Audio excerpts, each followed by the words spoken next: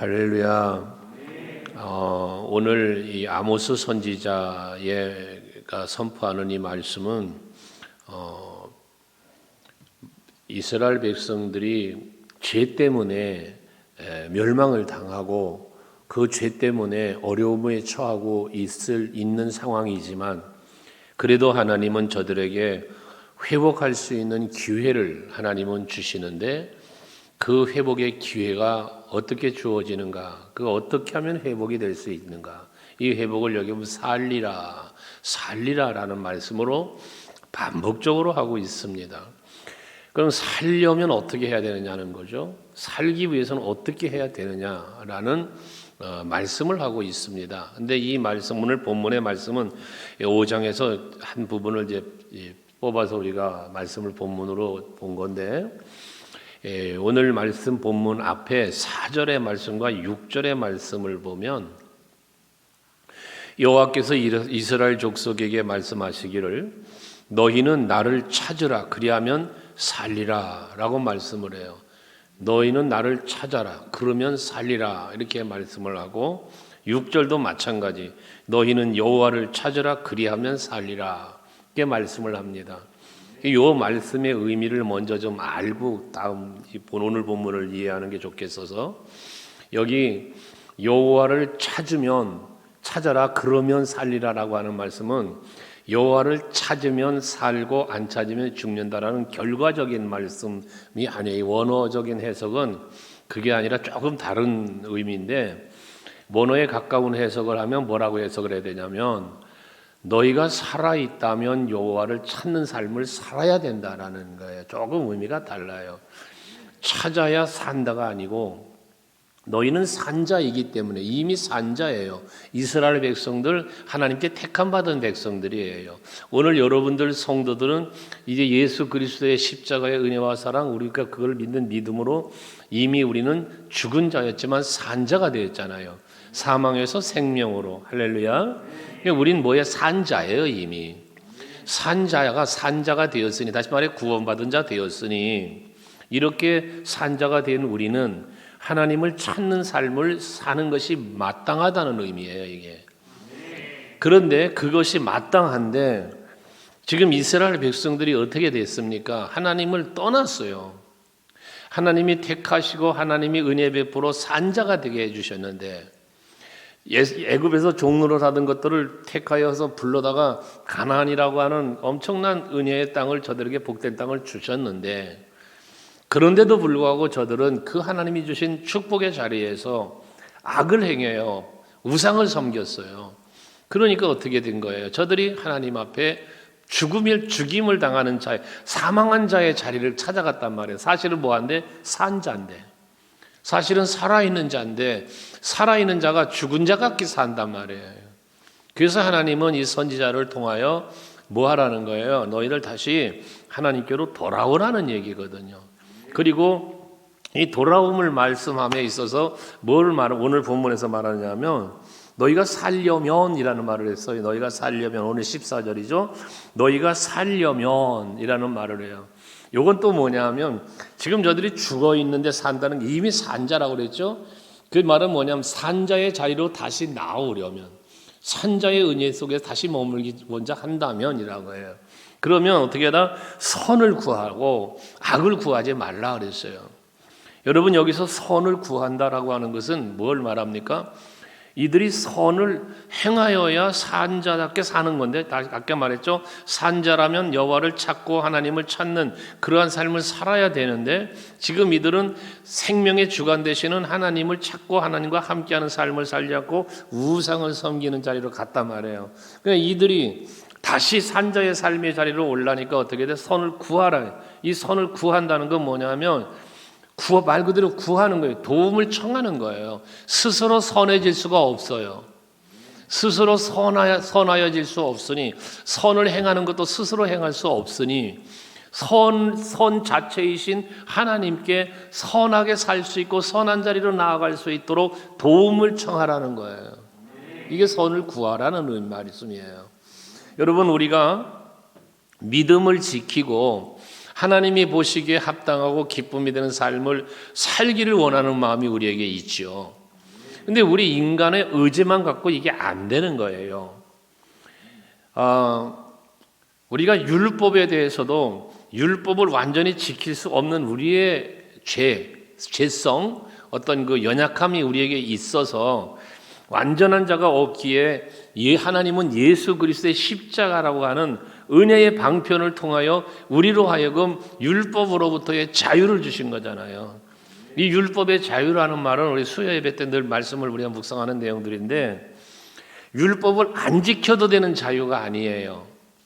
율법으로부터 우리가 자유를 얻었다고 해서 율법을 안 지켜도 되는 자유가 아니라, 우리가 율법을 지키려고 애쓰지만 지킬 수 없어 연약함으로 부족함으로 죄성 때문에 율법을 지키지 못하는 죄를 예수께서 용서해 주셨기 때문에 그 은혜로 율법으로부터 자유라는 얘기를 하는 거지, 율법으로 안 지켜도 된다가 아닌 거예요. 그래서 로마서 6장 말씀을 여러분에게 간혹 드리잖아요.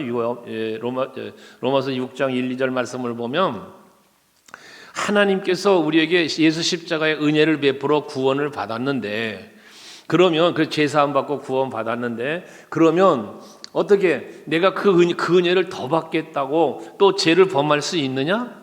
라는 질문을 던지고 거기에 뭐라 답합니까? 그럴 수 없느니라 그랬잖아요. 그럴 수 없느니라. 죄에 대하여 죽은 우리가 어찌 그 가운데 더 살리오. 죄 가운데서 우리는 이미 죄는 예수 십자가 은혜로 죄는 갖고 죄와 우리는 이별한 거예요. 죄와는 이별한 거예요. 악과는 이별을 한 거야 우리가. 그래서 우리는 하나님의 의 가운데로 들어와 예수 십자가 은혜로 의인의 자리로 오았어요. 그래서 우리는 칭의, 의롭다고 칭함을 받았다고 그랬죠. 지난 수요 예배 말씀 묵상하신 분들, 아들의 명분을 주셨다고 그랬죠. 이건 뭐야? 양자의 영을 주신 거라 그랬잖아요. 이게 하나님의 은혜라 그 말이에요. 그럼 우리는 죽은 자에서 산 자가 되었는데 어떻게 또 죽은 자의 자리를 갈 수 있냐? 그럴 수 없다 그 말이거든요.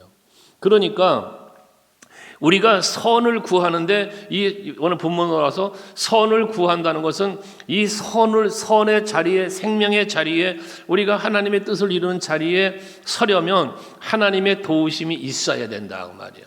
그래서 선을 구해야 된다 그 말이에요. 여러분들 성령 충만이라는 말씀 우리가 나누는데, 이게 성령의 지배를 받는다, 성령의 이끌림을 받는다, 그런 의미라고 그랬잖아요. 그러니까 우리가 그 성령으로 말미암아 내가 인도함을 받으며 살아가야만 우리는 선을 이루는 삶을 살고 하나님의 보시기에 합당한 삶을 살 수 있단 말이에요.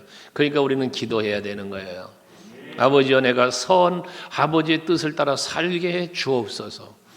아버지의 은혜 속에 내가 살게 해 주옵소서 라며 하나님의 도움을 구하는 삶을 살아야 된다는 겁니다. 그러면서 그럼 악을 구하지 말지어다 그랬는데, 그 악을 구하지 말라는 얘기는 뭐냐 그러면 악을 도모하지 말라는 의미도 있어요. 악을 구하지 말라는 건 악을 도모하지 말라는 의미도 있고, 또 하나는 뭐냐, 악인의 도움을 받지 말라는 거예요.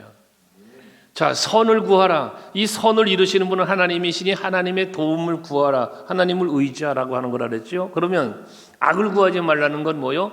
악을 도모하지 말라와 더불어 악인에게 손을 내밀어 악인의 도움을 청하지 말라 그 말이에요. 여러분, 우리는 항상 하나님이 도우시는 은혜 속에서, 성령이 이끄시는 은혜 속에서 살아가는 우리 서강교회 성도들 되시기를 바라는 겁니다. 자, 그러면 이제 이 악의 도움을 받지 않고 선의 도움을, 하나님의 도움을 받으려니까 어떻게 해야 되겠어요?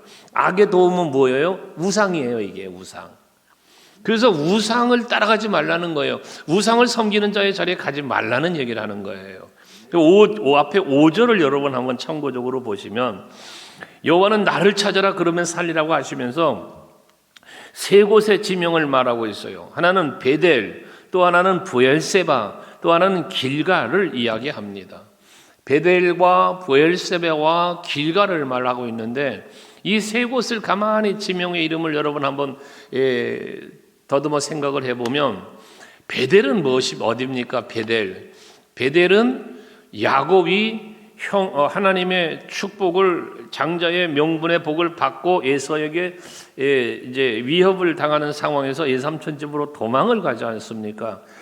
예삼촌 집으로 도망을 가다가 거기서 돌베개를 베고 잠을 자고 꿈을 꾸고 하나님의 임재를 보고 하나님의 약속을 듣고 그리고 거기 제단을 쌓아서 붙인 이름이 베델이었어요. 창세기 28장에 주신 말씀이 베델인데 거기가 베델이란 말이에요. 그럼 이 베델이라고 하는 이름의 뜻이 뭐냐면 베델이라고 하는 것은 하나님이 여기 계시거든 하며 지은 이름이 베델이에요. 창세기 28장에. 그러면 그 베델이라는 이름의 뜻을 우리는 어떻게 해석해 주느냐면 하나님의 집이다. 그렇게 해석을 해 주는 거예요. 베델을. 그래서 베델은 뭐야? 하나님이 계신 곳. 그 다음에 창세기 35장 1절에 보면 그곳에서 제단을 쌓기로 서원했던 야곱이가 그 서원을 지키지 않고 있을 때 하나님이 찾아오셔서 너 형 에서의 낯을 피하여 도망가던 때에 나타나서 하나님이 약속해 주셨던 너 하나님 앞에 서원했던 거기 베델 거기로 올라가거라. 하나님은 말씀하시고 야곱이 하나님의 말씀을 듣고 깨닫고 아 그랬지 내가 하며 베델로 올라갔어요. 거기 뭐 했어요? 제단을 쌓았어요. 이게 베델이에요. 하나님이 계신 곳, 하나님의 약속이 있는 곳, 그리고 그곳에선 하나님께 감사와 영광을 돌리는 제단을 쌓는 곳. 이게 베델이에요. 하나님의 집. 오늘날로 말하면 성전이에요. 거길 가지 말래요. 하나님은 야곱에게 베델로 가라 그랬어요. 가서 나에게 제사 드리라고 한 거예요. 근데 왜 여기 말씀에서는 베델을 가지 말라고 하느냐? 하나님의 은혜가 있고 약속이 있었던 하나님의 집이라 불리우는 그 베델이 우상의 소굴이 되어버렸어요. 북이스라엘과 남유다가 나뉘어질 때에 예루살렘의 성전에 나와 절기를 지키며 제사를 드리며 하나님 앞에 경배해야 되는데 여로보암이 여러분 여로보암 이름을 기억하시죠? 이 사람이 그만 남유다 민족에게 자기의 어떤 그 백성들의 마음이 그게 빼앗길까봐 베델에 단을 쌓아놓고 여기 하나님이 계신다 하며 거기서 제단을 쌓았어요. 그게 우상의 시작이에요. 성지순례 가시면 다녀오신 분들은 보면 지금은 뭐 기둥밖에 남아있지 않고 벽돌 몇 장 남아있지만 그 제단을 쌓았던 것이거든요. 그 제단의 형태도 하나님이 명령하신 번제단의 모습이 아닌 인본주의적 제단을 만들어 놓은 흔적들이 있지 않았어요. 거기에 보면.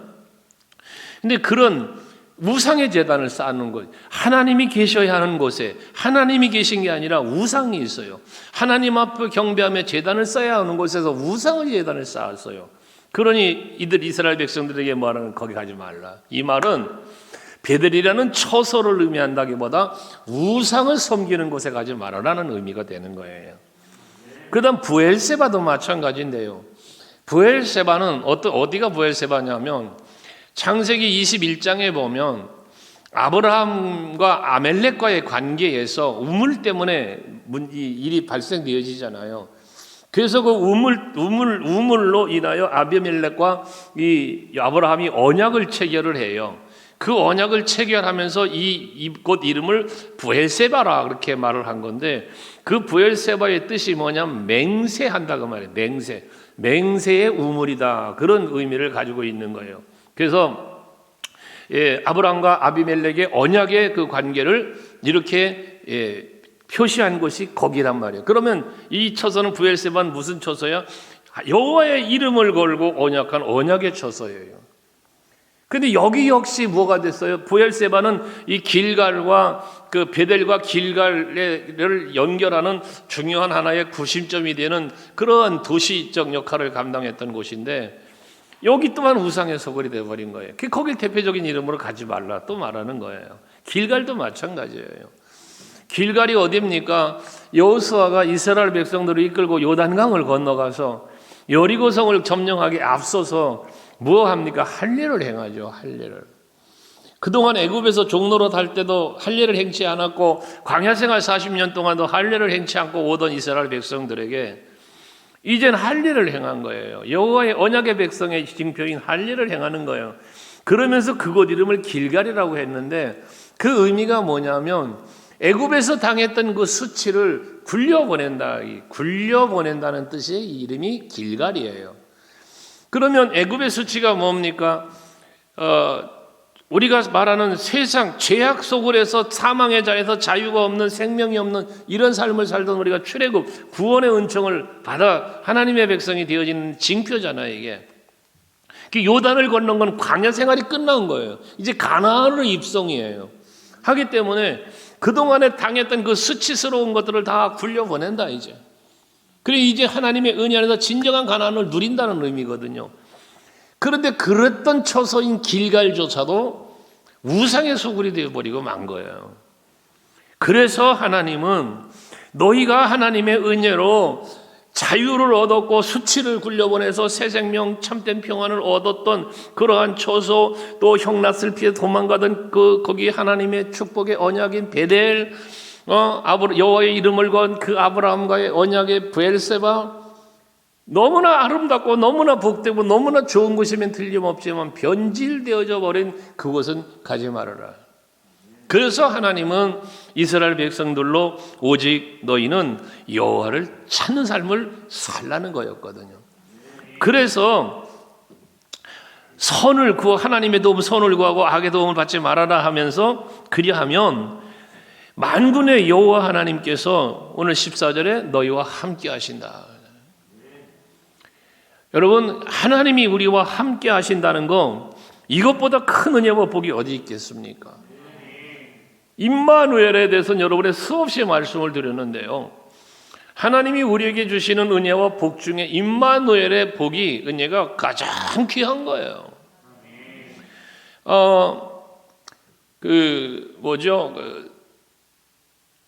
이스라엘 요셉이 아브라함의 언약의 성취 때문에 이제 그 형들에게 미움받고 버림받아서 애굽을 가잖아요. 여러분, 그와 임마누엘 하나님이 함께 하시며 창세기 39장에 보면 하나님이 요셉과 함께 하심으로 요셉이 형통한 자가 돼요. 우리는 요셉의 형통만 생각을 해요. 그런데 사실 요셉의 형통한 자가 되기 이전, 또 국무총리가 되기 이전 보디발의 집에서 형통한 자가 되었다는 말씀이 나오는 건데, 형통한 자가 되어서 인정받아서 그 보디발의 집에서 총무를 총괄하는 이 사람이 되기 이전에 그의 삶이 어떻겠어요? 노예예요, 노예. 그런데 그러한 노예의 자리에서 노예로서의 신분으로서 살아가는 그의 삶은 결코 평안이 아니거든요. 고난이죠. 근데 거기 하나님이 함께 해주신 거예요. 그래서 그를 회복시켜 주신 거다 그 말이에요. 다니엘과 그 친구들도 마찬가지죠. 그들이 가서 겪는 일이 그 풀무불 속에서 건져지고 사자굴에서 살아나오고 그것만 볼 게 아니라 풀무불에 던져지는 저들, 물론 먼저 포로로 잡혀간 거고요. 포로로 바벨론의 포로로 이끌려 간 거고, 그 포로로 간 자리에서도 풀무불에 던져지고요, 사자굴에 던져지고요. 이들은 뭐하는데? 믿음이 있는데요, 믿음을 지킨 사람들인데도 불구하고 그런 고난을 당한단 말이에요.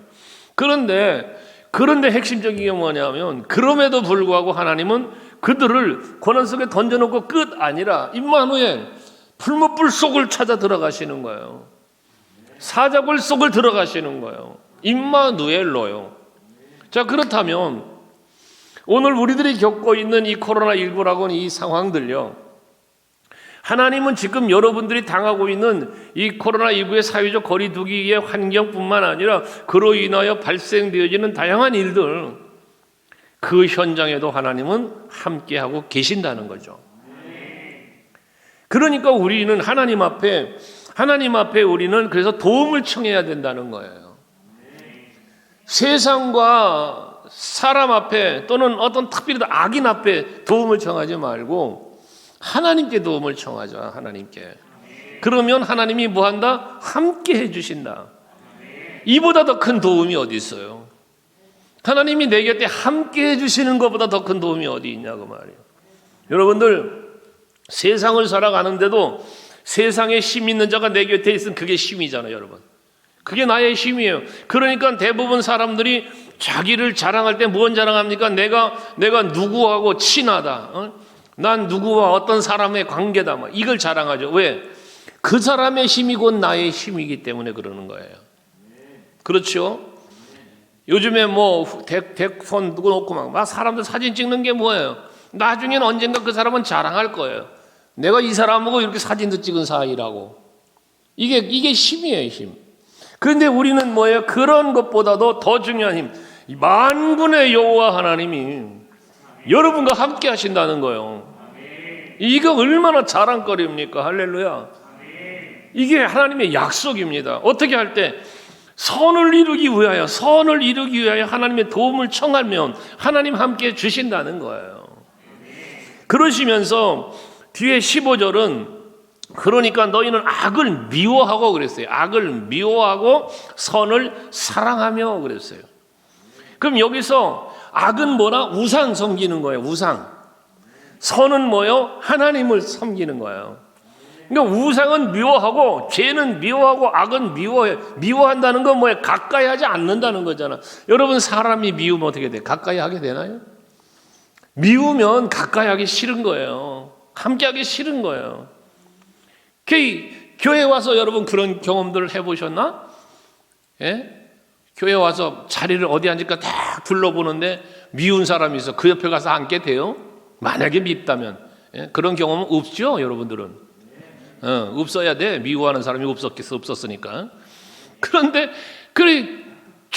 내 마음에 쏙 든 사람이 이제 가까이 있고 싶은 사람이 딱 보이면 어떻게 그 옆으로 가잖아.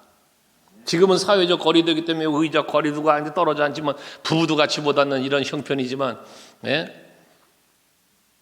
우리 하나님은요, 내가 악과는 가까이 하지 않는 내가 되고 선을 사랑하라 그랬잖아. 사랑하라. 이건 결국 선을 이루시고 선을 이루도록 도우시느니 함께 하신 하나님을 사랑하라는 것과 같은 말이란 말이에요, 이게. 여러분 하나님 사랑하시죠? 그러면 어떻게 해야 돼? 하나님을 사랑하니까 하나님을 찾게 되고 하나님을 가까이 하게 되고 거기서 그 발생되지는 우리들의 어떤 생각과 행위가 나오는 거잖아요. 그럼 그 자체가 복이 되는 거예요. 하나님을 가까이 하면 너에게 복이다. 하나님을 간절히 찾는 자가 하나님을 만난다 그랬잖아요. 잠언서 8장에 보면 나를 사랑하는 자가 나의 사랑을 입으며 나를 간절히 찾는 자가 나를 만날 것이다 그랬잖아요. 그러니까 우리는 악은 가까이 하지 말고 미워하고 선을 사랑하며 하나님을 찾고 하나님을 가까이 하는 여러분들이 되자는 거지. 그리고 또 하나는 뭐 했냐면 성문에서 정의를 세울지어다 그랬는데 15절에 성문에서 정의를 세울지어다. 이게 뭐냐면 성문은 사람들이 많이 출입하는 문이잖아요. 사람들이 많이 다니는 문이에요. 근데 그러면서도 성문에는 뭐가 있었냐면 재판 장소였어요. 재판 장소. 그래서 그 성에 나름 지도자들이 그 성문 앞에 앉아 있으면 백성들 중에 다툼이나 생기거나 뭔가 재판할 일이 생기면 그 성문 앞에 오는 거예요. 와서 거기서 재판을 받는 거예요. 누가 옳고 그르고를 하는 거예요. 룻기서에 보면 그 보아스가 그 기업을 물을 자가 룻과 이제 결혼을 앞두고 법이 기업을 물을 자가 순서가 있단 말이에요. 이렇게 순서가 있는데 보아스보다 앞선 순서자가 있단 말이에요. 이 룻을 아내로 자기가 삼으려니까 앞에 기업 물을 자가 포기해야 자기가 잡는 거예요. 그 성문 앞에 앉아서 뭐 합니까? 그걸 제안하잖아요. 그때 제안을 하니까 그 앞에 기업 물을 자가 처음에는 자기가 이 룻을 데리고 갈 것 같다 얘기하던데 보아스가 이제 그러면 저 사람 지은 빚도 갚아줘야 되고 막 이제 어려운 상황을 얘기하니까 그럼 나 안 하겠다 이래 되죠. 이거 어떻게 돼? 신발을 벗어 던지며 그게 하나의 언약의 징표잖아요. 그래서 하는 그게 성문에서 하는 거예요. 이 재판을 한다는 것은 바로 그런 거예요. 그런데 여기서 성문에서 정의를 행하라는 건 뭐냐? 판결하고 재판할 때 공의롭게 하라는 거예요. 치우치지 말라는 거예요. 여러분 우리 그리스도인들은 무엇을 판단하고 할 때에 항상 올바른 판단을 할 줄 아는 여러분이 되셔야 돼요. 그래서 우리가 가급적이면 서로를 대하고 관계를 맺어감에 있어서는 정죄하거나 분쟁을 야기시키는 일들은 만들지 않는 게 좋아요. 앞에서 선을 사랑하라 그런 것처럼 항상 우리는 선을 행하도록 베풀고 배려하고 이런 이런 마음을 갖고 우리는 사는 게 이게 바로 정의를 세워가는 거예요. 예수께서 가나안 여인, 간음하다 붙잡힌 간음한 여인을 정죄하는 백성들 돌로 쳐 죽여야 된다는 율법을 잣대를 갖고 있는 그들에게 죄 없는 자가 돌을 던지라 하니 아무도 없이 다 떠났다잖아. 그 자리를 돌아켜보니까 나도 죄인인 거야. 율법을 나도 못 지킨 거야. 그러니 거기서 무슨 생각이 들겠어요? 저 사람을 돌로 칠 수 없는 거예요. 마찬가지인 거예요. 여기에서 성문에서 정의를 세우라고 하는 것은 올바른 판단을 하고 정의로운 판단을 하라는 의미인데, 우리가 옳고 그름에 대한 판단을 할지라도 우리가 그 잘못되어져 있는 자를 정죄하며 돌을 던지는 행위는 하지 않는 쪽이 옳겠다 그런 말이에요. 그게 선이잖아요. 그래서 선으로 악을 선으로 갚아라. 악을 선으로 갚아라. 로마서에서 주신 말씀인데, 악으로 악을 갚지 말고 선으로 악을 갚아라 그 말이에요. 예수께서 십자가에 달려 죽으시면서 저들의 죄를 용서해 주옵소서. 스데반 집사님이 돌에 맞아 죽는 그러한 자기를 죽이려는 원수 같은 사람들, 저들의 죄를 용서하옵소서. 우리에게 보여준 선의 아름다운 모습이죠. 여러분, 정말 그런 아름다운 선을 실천하며 살아가는 여러분들 되시기를 바랍니다. 그러면 하나님께서 앞에는 함께 해주시면서 도와주시고 보호해 주시고 형통케 하시는 임마누엘의 은혜를 주신 것처럼, 이렇게 우리가 선으로 행하고 하나님께서 이루시고자 하는 그 기준을 갖고 정의를 세워가면, 그 다음 뭐라 그랬냐면, 거기도 마찬가지 만군의 여호와 하나님을 말했어요. 만군의 하나님 여호와께서 혹시 요셉의 남은 자를 불쌍히 여기시리라 그랬어요. 여기 요셉의 남은 자는 뭐냐면, 북이스라엘이 그 베델에 제단 산 그 족속들이잖아요. 그게 먼저 멸망당하는 거 아니야, 아수르에게. 이 얘기, 멸망당하면서 우상을 섬겼으며 하나님 보시기에 악을 행한 그런 족속들이지만, 거기 남은 자, 이 남은 자는 뭐냐면 우상을 앞에 굴복하지 않고 악을 행하지 않고 악을 미워하며 선을 사랑하며 살았던 남은 무리를 말하는 거예요. 엘리야 시대 때에 갈멜산에서 이렇게 막 기적을 일으켰던 그 엘리야가 이세벨의 죽여버리겠다 막 할 때, 그것도 무섭다고 도망가던 엘리야의 모습이 있잖아요. 나만 열심하고 나만 특심했다고 엘리야는 자기만 있는 줄 알았더니 하나님께서 남겨둔 자 7천이 있다잖아요. 그게 숨겨둔 자가 있다는 거예요. 이것처럼 여러분, 정말 하나님은 이사야 선지자가 계속해서 말한 게 이 남은 자에 대한 이야기를 많이 했는데, 이사야서에서 남은 자는 결국 하나님의 긍휼을 입는다 그래서 불쌍히 여긴다 그래서 긍휼을 입는 거거든요. 우리는 시대가 아무리 더럽고 추악해지고 죄악이 가득한 세상이 되어도 여러분들은 선을 사랑하고 하나님이 보시기에 합당한 선을 행하면서 남은 자가 돼야 돼. 남은 자가. 남들이 악을 행한다고 나도 같이 악을 행하면 안 된다 그 말이에요. 남들 다 뭐라 해도 나는 선을 사랑하고, 남들이 다 하나님을 떠나도 나는 하나님을 가까이 하는 이런 여러분들이 되시자는 거죠.